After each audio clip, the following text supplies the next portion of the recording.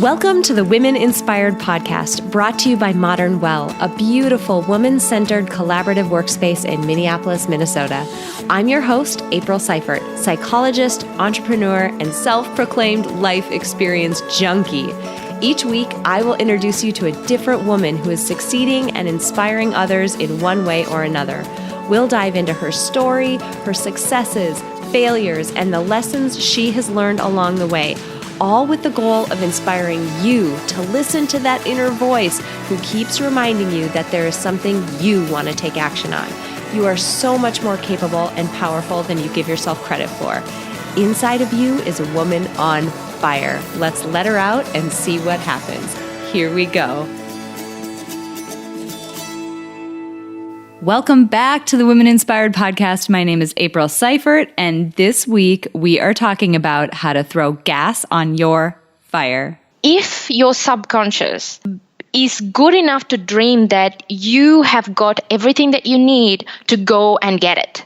Oh, yeah, you know I'm excited about that.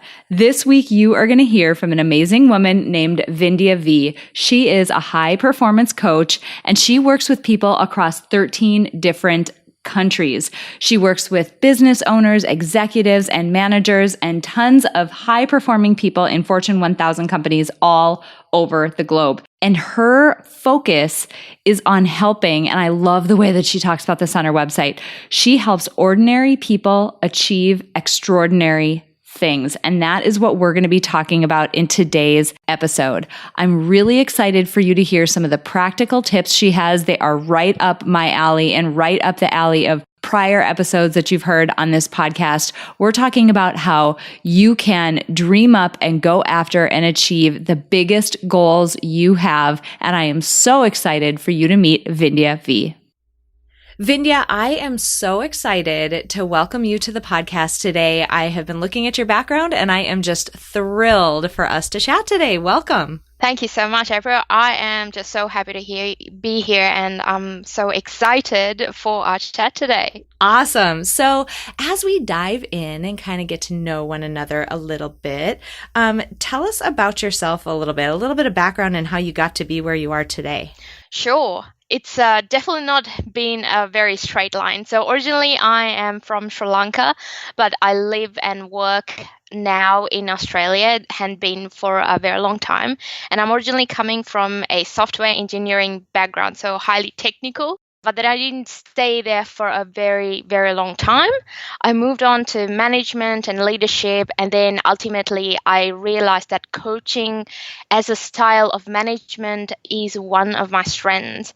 And to even top that off, I realized that I have a skill to coach people and to get results. And I remember like one day, one of my managers asked, what do I want to do with my life? And I had no idea. And it was hilarious because usually people would just fluff something up. But I didn't have an answer. And the only answer that I could come up with was, oh, I like getting results for people. And I'm pretty sure my manager didn't know what to do with it at that stage. So yeah, that's in brief my story. Awesome. Okay, so I love that you made a shift from being in a very technical background to something that is, I mean, it's technical in a different sense, right? I mean, being a coach and managing people in order to help them achieve results, it's technical in a different sense. But how was that decision for you when you shifted from something you likely went to school for to something that you were really passionate about? What was that decision like? Oh, that's a great question. I think when I first became a software engineer, I didn't really have an idea, oh, I so badly want to become an engineer. I never had that. It's kind of like, oh yeah, the path was laid out for me and I like what I did and I was sort of smart. So I kind of went ahead with it and became whoever I became. So when I transitioned into leadership, I actually didn't ask for it. I never asked for it, but I fortunately had people around me, like managers around me and mentors around me who said, oh, Vindya, why don't you take that role and see how you go? So that's actually, I actually dropped into the role and I happened to be good at it. Fortunately, people around me saw that, and that was kind of the start of my journey. But everyone who goes into leadership do not become really good at coaching. So I also happen to be really good at the coaching management style or leadership style as well, and that was always my preferred style. That's why I still have like my ex-colleagues asking me, oh, why don't you come back, because they love working with me, because I've got a certain way of dealing with people, and some of my teams have been producing the best results, and we've won awards for that as well. So it was actually, I just got dropped in, to be honest. Like, I didn't plan for it at that stage. And then coaching happened after that. I mean, kudos to you for being willing to go along with that ride, even though it was something that somebody else was prompting you to do. Sometimes that's hard for people to do. So it's really cool that you were willing to, ride that roller coaster and take a left turn and go in a different direction than you'd originally thought you were going to go. That's really cool. So I love, there is a message on your website, and it's actually throughout your website, and some pieces that I've gleaned about you is that you help ordinary people do extraordinary things. There are so many sides to that coin that I want to dive into, but tell me a little bit about, in that area, specifically what you're passionate about. Like, what gets you really excited in that area? Sure. So a lot of people, when they come to first talk to me, whether it's for a free coaching sessions or whether it's one of my clients, they come to me with some sort of an idea. Either they want to do something big, or they want to, change something about their business, or something that they want to do more of. But by the stage that they come to me, they don't really have any idea about how far they can go, because they've already been dreaming pretty small. And in their own world, a lot of people around them have been telling, oh, you can't do that, or, oh, no one has done that, or you're definitely going to fail. How are you going to do that? So there's a lot of people around them who's already been telling them that they are dreaming too big. And because of that, a lot of these like inklings or ideas that pop into their head that is actually really big things that they want to do, either in the society or in their business or to their customers, they haven't even spoken that out loud to the world, because everyone else around them is telling, oh, you're already dreaming too big. So I just love that when they have just one or two conversations with me, how everything that they have been thinking is the way that the world is shifts, and they see how far they can actually go, and it's unlimited. And I just love how I see my clients go further than they ever could imagine. And you know what? Sometimes I do take credit for it, but honestly, it's all about them. They are the star in the movie. I'm just the side person, just supporting role. But by the stage that they come to me, they feel ordinary, because they've been told, oh, you shouldn't even be special, right? Like, you'd fail, or, whatever. But I just love seeing that shift from what they thought was impossible to, going way beyond that. I totally agree with what you said before about, just to rephrase a little bit, that people underestimate themselves. They really do. And one of the reasons why I think that happens is something that you hit on, and I'd love to dive a little bit deeper there. It seems like whether it's our family around us, whether it is friends, maybe coworkers, people from our past, whatever it is, people have a hard time supporting other people who might have a goal that's really big or might want to go down a path that isn't typical. Those conversations and the things that people say to us can be so damaging to our confidence at a time when we absolutely need help boosting our confidence. I mean, when you're about to do something new or do something big, you need other people helping to prop you up typically, because you're likely a little bit concerned about whether you have what it takes. But then when other people chime in and say, that's not possible, why do you think you could, whatever, and they put those extra doubts in our mind, it makes it even harder. Do you have any thoughts about why people might not be able to be supportive? Or just from working with people, why is it that people around us sometimes have that attitude? Because it is so damaging. Yeah, absolutely. I think one of the biggest reasons that I can see evidently is that it has actually got nothing to do with you. It has got everything to do with them. So either maybe in the past when they were either a child or when they were young, they tried something and they failed. Or they got burnt out, or like they got judged for it. Some way, shape, or form, they have failed. So that's why, like, our friends and family, you'd think like they'd have your back, right? But whatever the advice that they give, it comes from the highest place possible. It doesn't come from a place, I'm going to do damage for you, I'm just going to bring you down. It doesn't come from that place. It comes from the place, I just don't want you to get hurt. That's the place that it comes from. So that's one of the reasons. And the second reason is, for a lot of people, because they have decided, because I will fail like last time, I'm just going to stay where I am. And the very moment that they come across a person who is already dreaming much bigger than they have ever been, it becomes a little bit of a threat. Because if you go out and achieve what you're saying that you want to achieve, then all the beliefs that they were thinking that they can't do becomes wrong. They just crumble down.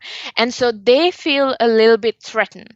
Because I have got clients, like, sometimes, I remember very recently one of my clients came to me and told some feedback that she has got from one of her colleagues about what she wanted to do with her career. And this other lady has told her, "Oh, how are you gonna do that? It's like no one has done it before." And then my client was asking, "Oh, I don't know. It was hurtful. I don't know what to do, but now I'm doubting." And I'm like, "Well, why are you listening to her in the first place?" So I think absolutely it comes from a place, either they feel threatened, or they, because they couldn't do it, they just don't think that you can do it, and they feel threatened if you do go and achieve it. Totally. And it's interesting because some of that threat, people are amazingly skilled at, and this is going to sound harsh, but making excuses for why they aren't doing the things that they say they want to do. So if somebody says they want to start a business, or they say that they want to try something new, or they say they want to travel somewhere, lots of us, most of us, can come up with excuses and reasons why that's not possible that sound really logical. But at its core, what I've found is that those excuses, if you really wanted to do the thing you're saying you want to do, you can get through almost anything. You can go around almost any barrier. I don't want to say every barrier, because there are ones that are extremely difficult and immovable, but you can get around almost any barrier. But what's tough for people is admitting sometimes that they're afraid, or that they don't want to take a risk. Do you encounter that with some of your clients? Yeah, absolutely. And you are spot on with that, because I find a lot of people are not trained to be resourceful. They're always thinking about, oh, I don't have enough money, or I don't have enough resources, I don't have enough people to support me, I don't have this or that and everything. And by the way, I'm not putting down anybody who are in like dire situations where there are real problems. There are cases like that. But I'm saying majority of the time, it's not because of you don't have anything. It's because there is something else stopping you. Because if you really want it, if you say that you want something, and if you so badly want it, you would move mountains to go and get it. And that's the truth. But most of the time, we're just giving excuses because it's easy to do that, or either we're just scared that we would fail if we try, or either we're just scared that we would succeed and we would lose something because of it. So absolutely, it's because we have not been we haven't been rewarded that much, I think, even from childhood, regardless of the culture that you've been brought up in, to be resourceful. But we've always had a lot of people around us, whenever we give an excuse for everyone else to go, oh, okay, yeah, I get it, I understand, yeah, that's why you can't do it, rather than having people who would challenge you and make sure that you would think differently. Yeah. And do you find, so a lot of my audience is, obviously the podcast is called Women Inspired, so a lot of my audience is women. And do you find that is different for women? And I'm going to go in a couple directions, and I'm really curious about your thoughts. One thing that I think we face uniquely is that risk taking isn't something that people tend to cultivate with women. So if you think about little girls, and I see this with my daughter, I have a 2.5-year-old daughter who, when people ask me what she's like, the word that I always use, I use the same word every single time. I'm like, she is a beefcake. Like, that girl is tough. She is. But part of the reason why is that we let her fall down and we let her climb really big things. Obviously, we're there to make sure she's, safe within reason, but we do let her take some risks that are appropriate for her age and ability level at that point.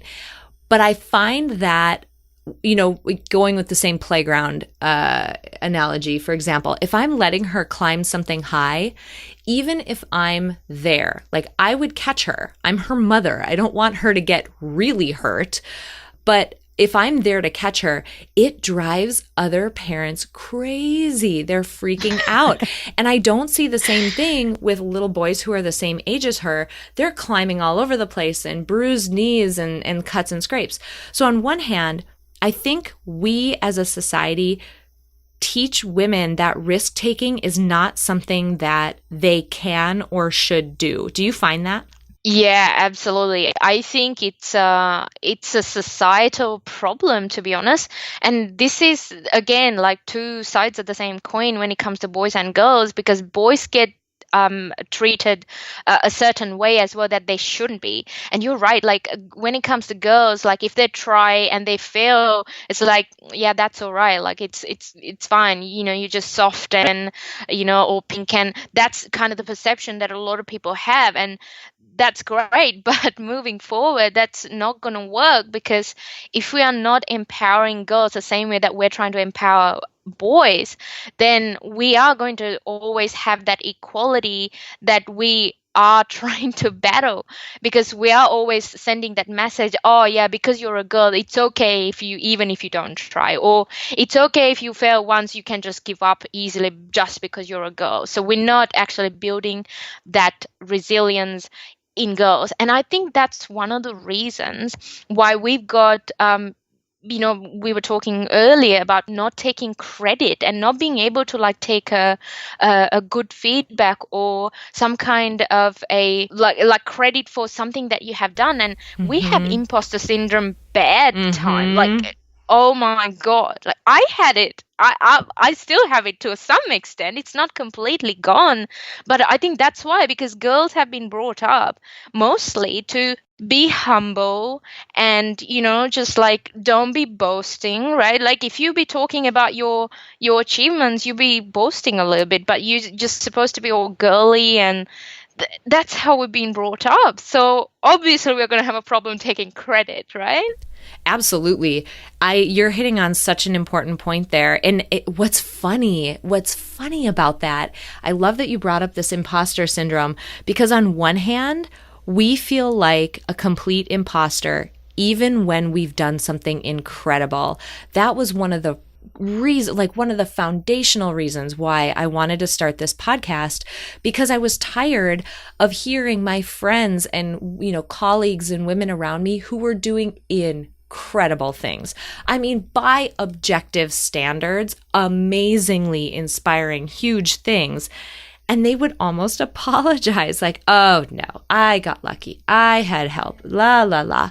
And the thing is, that's not different between any man or any other person who has succeeded. Everyone gets lucky once in a while. Everyone has to rely on their network or another person to fill in gaps of experience or ability or whatever it happens to be.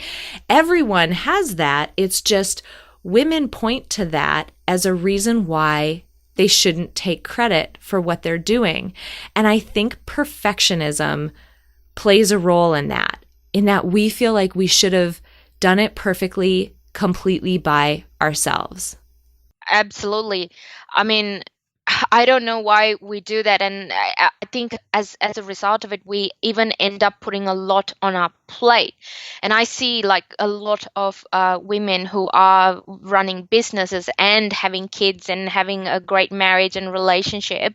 If we become perfectionists, what's going to end up happening is that we're going to overwork ourselves. We're working like 12 hours, 15 hours a day, running a business, managing employees, doing the kids, whatever we have to do for kids, and, looking after the other half. And we're just putting so much on our plate, and still we feel like we haven't done enough. We still feel guilty because we haven't gone an extra mile compared to what we have done so far. And that's I think a massive problem. But I think the key is to become aware of it from a childhood, what has happened, and subtly what had been ingrained in us through our parents or guardians or teachers or whoever.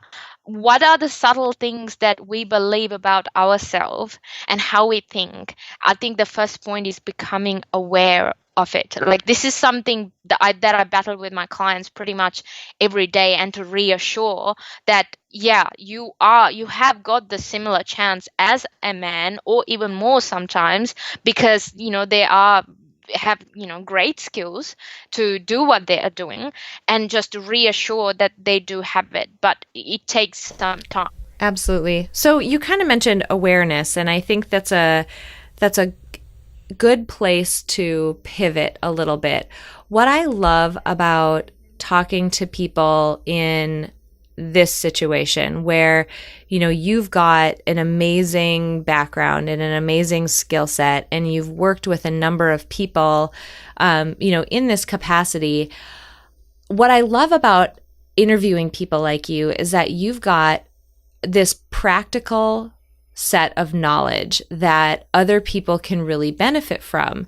And I'm wondering if you would be able or willing to share with us just some initial tips about, if a person has a big goal that is, tapping them on the shoulder and asking them to take it seriously. If a person is starting to think that maybe there's something they want to go after, what are the tips you would have for somebody to get started or to get over that initial hump of wanting to start to make progress?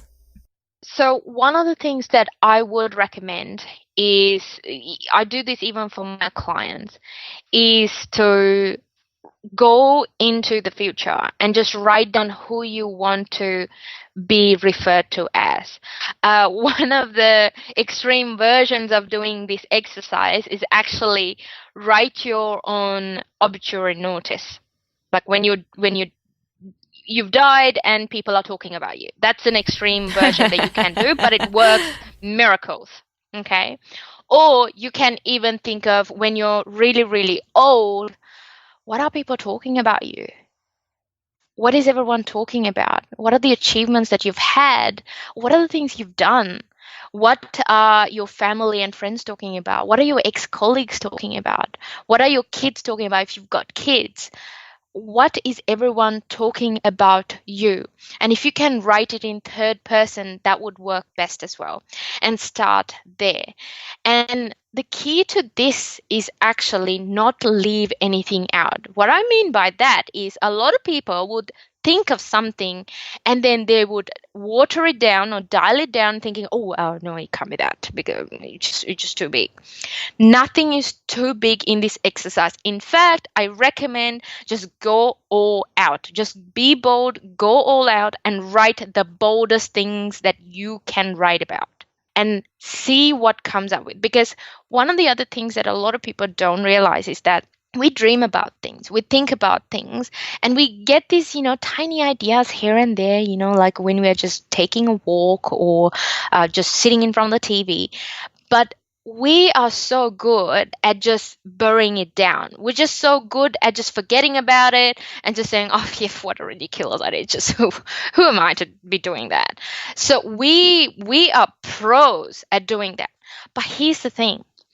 If your subconscious is good enough to dream that you have got everything that you need to go and get it. But a lot of people don't understand it. A lot of people have been trained to forget about it. Just forget about all the creative thoughts, forget about all the crazy ideas that you get. Just be normal. Just be normal and think like everybody else does, right? But let's not do that. Let's just be bold and go crazy. And whatever the, creative ideas that you get or the crazy ideas that you get, just write it down and just, entertain the thought a little bit and see what happens. So I think that will be a great exercise to start with. And then when you finally acknowledge all these ideas that come to your head, your subconscious or the universe or the God or whoever you believe in or your higher self is going to just throw things at you. Like you might meet a person all of a sudden talking about a similar thing, or you might hear a podcast, or you might read a blog post. Things are going to be thrown at you that will move you forward. So that will be, I think, a great one that I would recommend to anybody. I love that exercise for so many reasons. And something that I've talked about on the podcast a number of times before, my background is in social cognitive psychology, and the cognitive part of my training focuses on how we, store and use and encode and retrieve information in our minds. And one really cool thing about, and this is actually a foundational principle of psychology in general. So it hits in clinical, it hits in the experimental psych sciences, all of that. But one really interesting piece that aligns with exactly what you're saying is that our brain is incredibly good at goal seeking. So if you give your brain something to look for, it will absolutely find it. And the analogy that I give for people is that if you've ever been to a zoo, you walk up to the exhibit and there's like vines and leaves and trees and stuff, and you're supposed to find, this animal that's name is written on the plaque in front of this exhibit. And typically, people who set up and design zoos will put a picture of the animal that you're supposed to look for on it. And the reason is that if you just tell people, hey, there's an animal in here, and you don't make it any more specific, and you don't tell them what they're looking for, they have a really hard time finding it. But if you give them a detailed picture of what to look for, your brain all of a sudden says it just works in your favor in exactly the way that you're saying.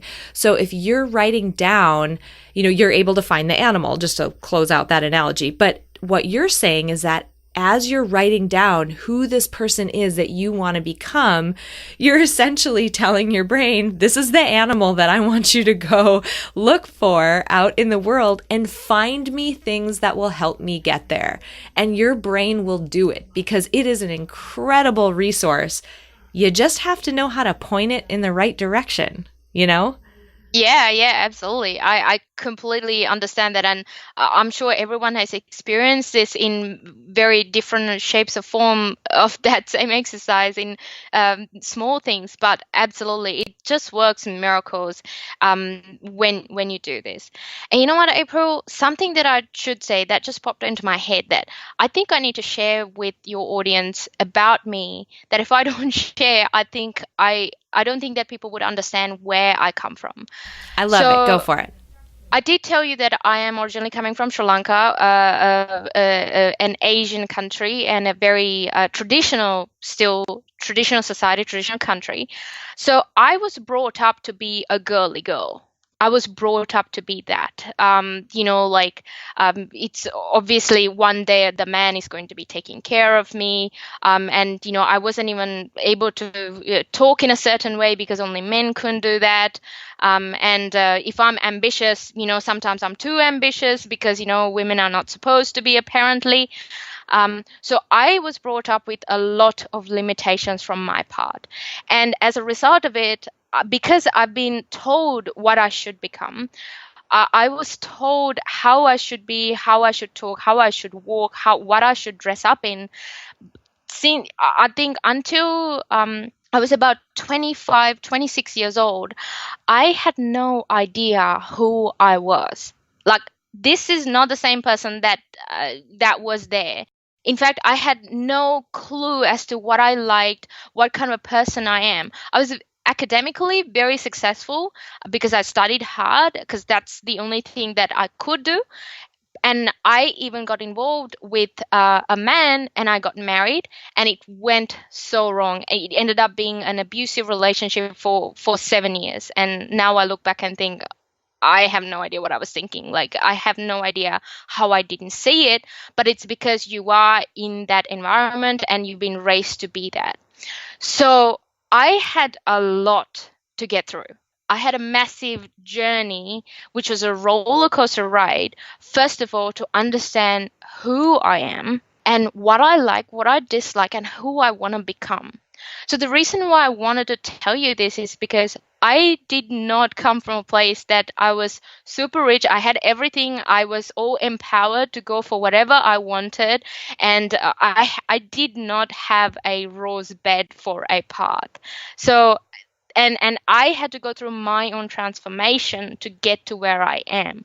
But the first step of that is to actually listen to yourself. That was huge. I so appreciate you sharing that with us. I mean, number one, I'm so sorry that you went through 7 years of a really difficult relationship and an abusive relationship. That is something that no one should ever have to experience. And I'm so grateful that you got out of it, that you're not in that situation anymore. That's just terrible. And it's doubly incredible. I mean, in general, people who don't even face that degree of adversity still have a difficult time. It's kind of a universal thing, listening to themselves, being authentic, and living in alignment with that. But the fact that you came from where you did, from the experience that you had growing up and then in this relationship, it's incredible that you've gotten to this point where not only are you living as the person you authentically are, but you're helping other people do the same. That is so awesome. Thank you. I really appreciate it. So I guarantee that people are just going to adore everything that you're doing, especially since you shared that. Where can people find you when they want to connect with you? Sure. So anyone can go into my website, which is www.vindyavee.com. So that's VINDYAVEE.com. You can even find me on Facebook. But mostly, if you go to my website, if you want to just come in and say hi and hello, if you need some help, I'm always trying to attend to whoever, even if it's not one of my clients. If I can help somebody out, I would definitely do that as and when I get time. And also you can reach me out on LinkedIn. Just search me out. I love it. And something else that we had discussed and talked about and that I saw on your website as well is that for people who are interested in chasing a really big goal, now, for those of you who are listening to this, you do have to apply for this because this is a really it's a big investment on Vindya's part because she's offering 90 minutes of coaching, a free call, an initial call with her. So for a 90-minute investment, I'm sure she wants to make sure that everybody that she does that with is a good fit and is, going ready to change and ready to actually chase a big goal. But she's putting that out there as an absolutely free resource on her website. You just have to go there and apply to get a free 90-minute coaching call, which is so generous of you. I really appreciate it. Oh, you're welcome. I do like obviously talking to people. I do try to do it as much as I can. It's just, I don't get to talk to as many people as I would love to. So that's why it is 90 minutes because I can do like 15 minutes, but I know that I can help somebody more if I give a little bit more time. And so that's the reason. So anyone is welcome to come and apply, obviously. And then my team will be having a look at the application and then vetting through. And then we will be coming to my schedule. Awesome. Okay, before I let you go, I have to ask you the last question that I ask everybody on the podcast. We are compiling a Spotify Power playlist, which is a playlist of motivational songs to keep people pumped up throughout the week. And I have to ask you for your favorite motivational song to contribute to our playlist. One of the songs that changed the game for me was, I think the name of the song is I Was Here by Beyonce. She sang this at the UN. I love it. UN. I'm not sure whether it's UN Women or I think one of the UN conferences, and that just speaks to me very loudly. And for even everyone who usually come to me to work with me, because it is about making a mark at the end of the day. You just can't get enough Beyonce on that list. There's a couple of Beyonce songs on there. That one is not on there. And I love it because she is just such a stinking powerhouse. I just love her. I can't thank you enough for coming on today and being open and vulnerable and willing to share as much about yourself and about your coaching practice as you have. Being generous and offering up 90-minute coaching sessions. That is not something I see really ever. I've never seen somebody offer that amount of time for free. So folks who are listening to this, please take her up on her offer. If there is an inkling of a big goal that you want to do, I literally have never seen somebody offer something so generous before. So thank you so much. It has been just wonderful getting to know you and wonderful learning about everything that you're doing. Oh, thank you so much for having me. And it's been a pleasure talking to April. Oh my gosh, I really hope you enjoyed meeting Vindya Vee, and I hope you enjoyed that interview. I was so thrilled to be talking to her because, as I mentioned in the intro, I get so excited anytime I encounter someone like Vindya who is helping just your average person. That's who all of us are, right? Your average person achieve their wildest, most amazing, big, bold goals. It is something that I'm so stinking passionate about, and I love that there are other people on this planet who are helping people do the same. I want to call it a couple of things, obviously, as I do every week. I wanted to talk a little bit about the notion, we had a really quick conversation about this, but it's an important notion that I wanted to talk about a little bit more.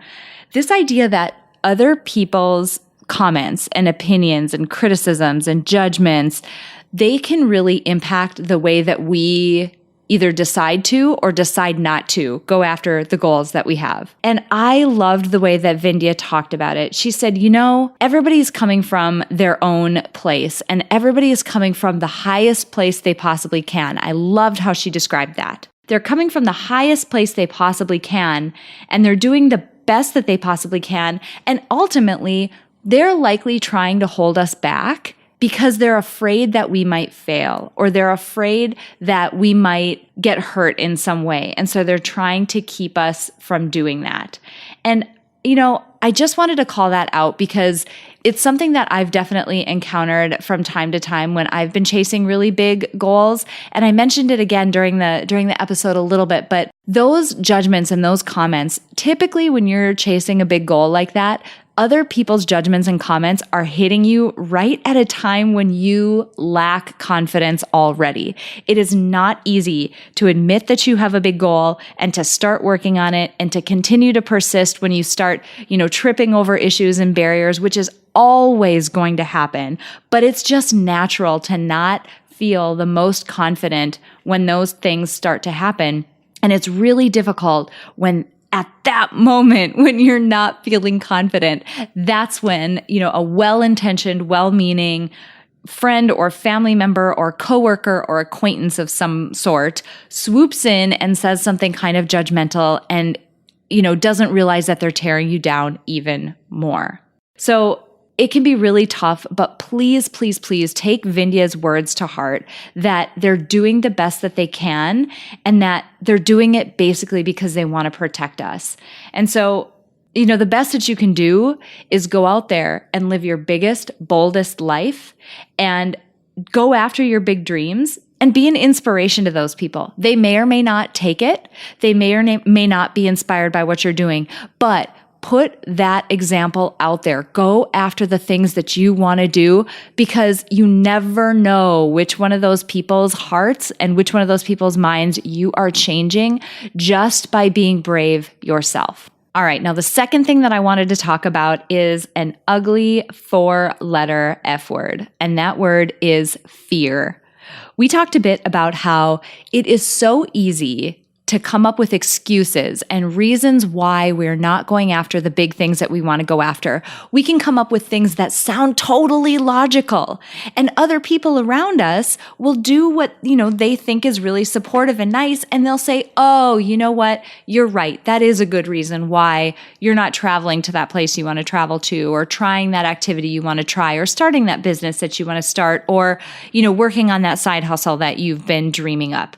People are well-intentioned, but at its core, so many times, the thing that's actually holding us back, it's not those excuses that we're coming up with. If we are really honest with ourselves, this isn't always, but this is a lot of the time.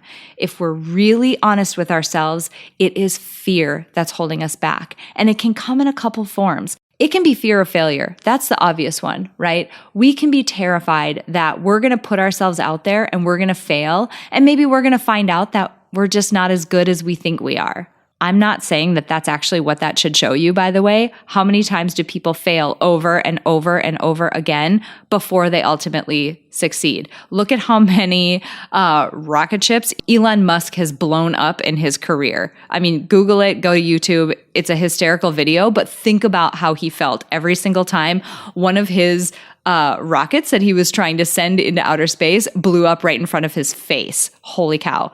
So we can be super afraid that we're going to fail, and that might say something about us, and that is hard to swallow. The other piece of it, though, is we could be afraid that we might succeed. And that comes in all of these really difficult to piece apart forms. You might be afraid that you might succeed because, oh my God, will I be able to keep it up if I get there? You might be afraid that you're going to succeed because, what will this mean for the people around me? Will I be leaving them behind? If I start playing bigger, if I move onto this bigger stage, or I have a bigger reach, or I'm reaching a bigger goal, will I be leaving people behind, and will they feel threatened by what I'm achieving? So many times fear holds us back. If that is you, and if you're feeling like that might be what's holding you back from your biggest goals, please, please, please listen to the episode right before this that I dropped last week on Friday. It's episode number 78, and it is all about 3 different ways that you can use to overcome fear and move forward anyway. Please listen to that episode and try one of them out before you discount that big goal and that big dream of yours. Now, the last thing, it's very much related. I wanted to talk about imposter syndrome. Vindya and I talked about that in the sense that, women aren't as encouraged to take risks. And when we do fail, people let us off the hook really easily. It's like, oh, okay, you gave it your best. Good job. You tried. You can go ahead and move on. I'm going to encourage you to pick yourself up. Pick yourself back up. And try it one more time. Again, blow up another rocket, Elon. Go for it one more time and pick yourself back up.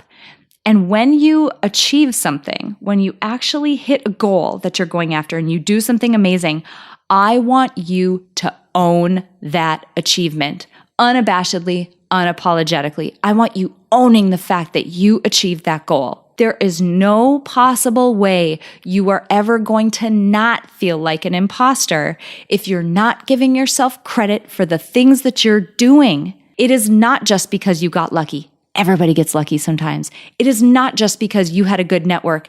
Everybody knows people who have skills. It is not just because you reached out to somebody and you asked for help. No one is an island, and everyone needs someone else's help sometimes. So just because you may have had those things or something else that was, helping you along, that does not negate the fact that you have achieved something amazing. So I want you to own that, and that is the fastest way you're going to get rid of that imposter syndrome. And okay, I lied. I have another thing that I want to talk about. In the little quote that I put in the beginning, in the intro of Vindya's episode, she was talking about your subconscious mind.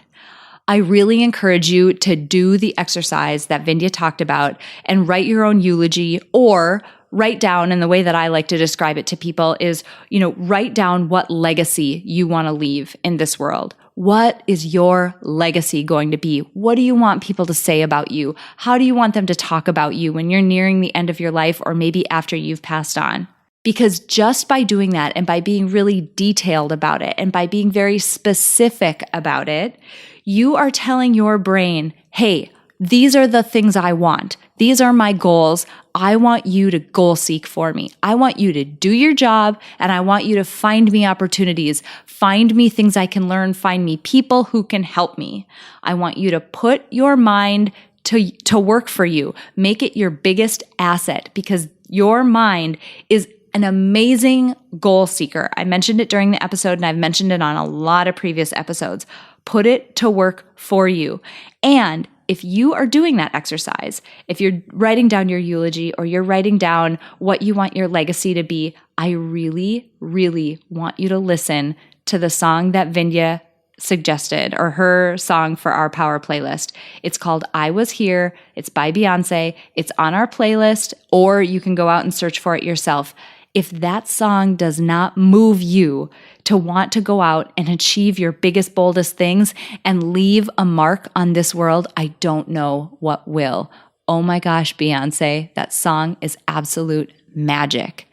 I really, really, really hope you guys enjoyed meeting Vindya today, and I hope you took away some valuable information about how you can go out and achieve your goals, because you and I and everyone else, we are just ordinary people, but it is ordinary people that absolutely achieve extraordinary things, and you can do it too.